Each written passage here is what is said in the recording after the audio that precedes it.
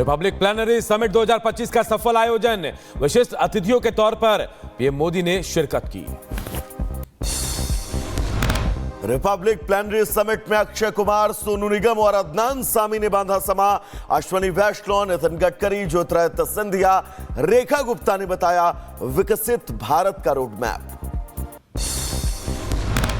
Republic plenary summit में PM Modi ने urban नक्सलवाद पर साधा निशाना बोले।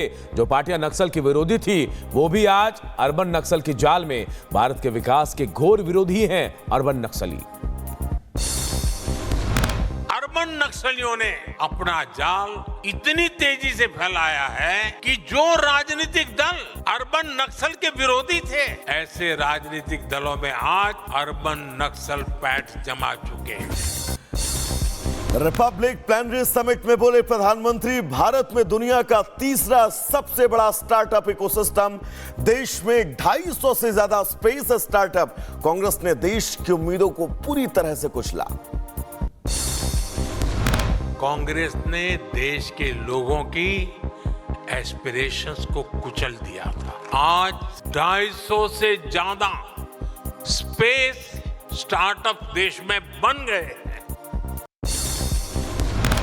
रिपब्लिक प्लेनरी समिट 2025 में प्रधानमंत्री नरेंद्र मोदी ने कई ऐलान किए। पीएम मोदी ने कहा कि 10 साल पहले सोलर एनर्जी के मामले में भारत की दुनिया में कहीं गिनती नहीं होती थी। आज भारत इस दुनिया में 5 टॉप देशों में एक है। 10 साल पहले सोलर एनर्जी के मामले में भारत दुनिया में कहीं गिनती नहीं होती थी, लेकिन आज भारत सोलर एनर्जी कैपेसिटी के मामले में दुनिया के टॉप 5 कंट्रीज में से हैं। प्रधानमंत्री ने कहा, मैं पिछले कई दिनों से लगा हूं कि 1 लाख नौजवानों को राजनीति में लाना है, वो 1 लाख ऐसे जो उनकी फैमिली में फर्स्ट टाइमर हों। मुझे 1 लाख नौजवानों को राजनीति में लाना है और वो 1 लाख ऐसे जो उनकी फैमिली में फर्स्ट टाइमर हो। प्रधानमंत्री नरेंद्र मोदी ने रिपब्लिक प्लेनरी समिट 2025 में भारत की तेजी से बढ़ती अर्थव्यवस्था और वैश्विक स्तर पर उसकी बढ़ती भूमिका पर बात की। उन्होंने रिपब्लिक टीवी को युवा प्रतिभाओं को मंच देने और हैकाथॉन प्रतियोगिता आयोजित करने की सराहना की। आप लोग युवाओं को ग्रासरूट लेवल पर इन्वॉल्व करके इतना बड़ा कंपटीशन कराकर यहां लाए हैं। रिपब्लिक टीवी ने इस समिट के लिए एक नए कंसेप्ट पर काम किया है। प्रधानमंत्री मोदी ने कहा कि 10 साल पहले भारत दुनिया की 11वीं सबसे बड़ी अर्थव्यवस्था थी, लेकिन अब ये 5वीं सबसे बड़ी अर्थव्यवस्था बन गई हो और जल्द तीसरे स्थान पर पहुंचेंगे। 65 साल बाद भी भारत दुनिया की 11वें नंबर की इकोनॉमी था। बीते दशक में हम दुनिया की 5वें नंबर की इकोनॉमी बने और अब उतनी ही तेजी से दुनिया की तीसरी सबसे बड़ी अर्थव्यवस्था बनने जा रहे हैं। जम्मू कश्मीर के पूर्व मुख्यमंत्री फारूक अब्दुल्ला ने भी औरंगजेब विवाद पर विवादित बयान दिया। मुगलों का इतिहास नहीं बदला जा सकता। ब्रिटेन में भारतीय विदेश मंत्री एस जयशंकर की सुरक्षा में चूक पर भारत ने जताई कड़ी आपत्ति। ब्रिटेन ने भी सुरक्षा में हुई चूक की कड़ी शब्दों में निंदा की। बिहार में जनसुराज के सूत्रधार राजनीतिक रणनीतिकार प्रशांत किशोर का बड़ा दांव, तेजस्वी यादव के खिलाफ लड़ेंगे चुनाव। जनसुराज 243 सीट पर चुनाव लड़ना तय है और उसकी घोषणा हम लोग पहले ही कर चुके हैं। मेरी ओर से, मेरे नाम से किसी ने राघोपुर से आवेदन दिया है। पार्टी में अगर तय होगा तो लड़ेंगे। बिहार के गोपालगंज में हनुमंत कथा के दौरान बोले धीरेन्द्र शास्त्री, ये देश बाबर का नहीं रघुवर का है। बागेश्वर धाम के पीठाधीश्वर धीरेन्द्र कृष्ण शास्त्री ने हिंदू राष्ट्र की मांग पर जोर देते हुए कहा, अब होगी हिंदुत्व की क्रांति। मथुरा में विश्व प्रसिद्ध बरसाना में आज होगी अनोखी होली। 10 टन लड्डुओं की होगी वर्षा। यूपी के मुख्यमंत्री योगी आदित्यनाथ भी शामिल होंगे। पीएम मोदी आज से 2 दिन के गुजरात दौरे पर सूरत और नवसारी में कई कार्यक्रमों में शामिल होंगे। मध्य प्रदेश के देवास में फर्जी कॉल सेंटरों पर पुलिस ने की कार्रवाई, लाखों के कंप्यूटर, लैपटॉप और मोबाइल फोन जब्त किए। शाहजहांपुर में पुरानी रंजिश में गोली मारकर हत्या, मौके पर पहुंची पुलिस ने मामला दर्ज किया, आरोपी की तलाश में जुटी है पुलिस। बनाए हुए रेप की कोशिश करने के आरोपी को पुलिस ने किया गिरफ्तार, युवक ने दूसरे समुदाय के नाबालिग से दुष्कर्म की कोशिश की थी। यूपी के बुलंदशहर में पुलिस ने 4 चोरों को गिरफ्तार किया, चोरी के 17 लाख रुपए भी बरामद, 2 बाइक और 2 तमंचे भी बरामद किए गए। अंबेडकर नगर में किडनैपिंग और रेप के 3 आरोपियों को पुलिस ने किया गिरफ्तार, आरोपियों को कोर्ट में किया गया पेश, तीनों आरोपियों को जेल भेजा गया। यूपी के बुलंदशहर में पुलिस ने विदेशी करेंसी एक्सचेंज करने वाले 3 शातिर ठगों को पकड़ा, 58,000 रुपए, अवैध हथियार और मोबाइल फोन जब्त किया गया। शाहजहांपुर में युवक ने शराब के नशे में मां पर हमला कर दिया, मां की मौके पर मौत, ग्रामीणों ने आरोपी को पकड़ा, पुलिस के हवाले किया।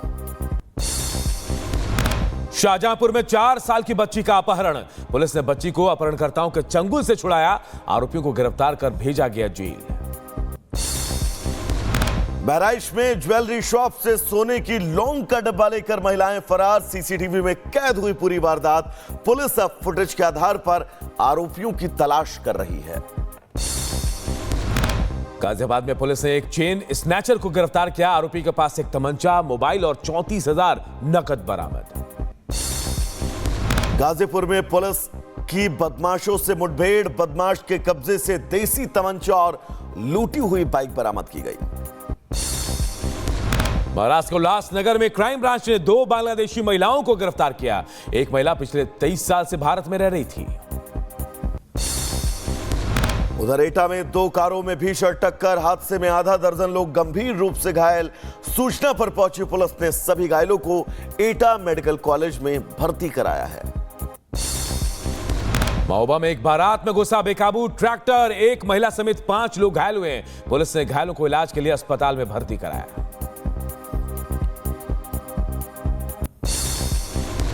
मध्य प्रदेश के बैतूल में कोयला खदान की छत गिरने से 3 मजदूरों की मौत, WCL की भूमिगत खदान में पूरा हादसा हुआ। गुजरात के गांधीग्राम में गुजरात के साबरकांठा में ट्रक से टकराई जीप, हादसे में 2 लोगों की मौत, 15 से ज्यादा लोग जख्मी हुए। संभल में त्योहारों को लेकर पीस कमेटी की बैठक, सीओ अनुज चौधरी ने कहा, जिन्हें होली के रंग से परेशानी है वो घर से बाहर ही ना निकले। संभल में होली को लेकर जुमे की नमाज का समय बदला, 2 बजे के बाद पढ़ी जाएगी नमाज। दिल्ली में पुलिस ने नाइट पेट्रोलिंग तेज की, त्योहारों पर शांति और सद्भाव के लिए पुलिस ने शुरू की नाकेबंदी। लखनऊ में रमजान और होली के त्योहार को लेकर पुलिस सतर्क, पुलिस ने आम जन को दिया सुरक्षा का भरोसा। बहराइच में भेड़िए के आतंक के बाद नरभक्षी कुत्तों का बढ़ा आतंक, कुछ दिन पहले ही कुत्ते के झुंड ने 9 साल की बच्ची पर हमला किया, इलाज के दौरान बच्ची की हुई थी मौत। दुधवा नेशनल पार्क की सुनारीपुर रेंज में छोड़ा गया बाघ, वन विभाग की टीम लखनऊ से पिंजरे में लेकर पहुंची थी, वन विभाग की टीम ने ट्रैंकुलाइज कर बाघ को पकड़ा था। बहराइच में कोर्ट के आदेश के बाद मदरसे पर चला बुलडोजर, 30 साल पुराने मदरसे को जमींदोज किया गया। शाहजहांपुर में हिंदू जागरण मंच ने अबू आजमी के खिलाफ किया प्रदर्शन, अबू आदमी का पुतला भी फूका, अबू आदमी के खिलाफ देशद्रोह का मुकदमा दर्ज करने के बाद। फ्रांस के राष्ट्रपति मैक्रो ने हंगरी के प्रधानमंत्री से की मुलाकात, यूक्रेन की मदद के लिए इमरजेंसी मीटिंग को लेकर चर्चा की, बढ़ सकती है यूक्रेन को देने वाली मदद।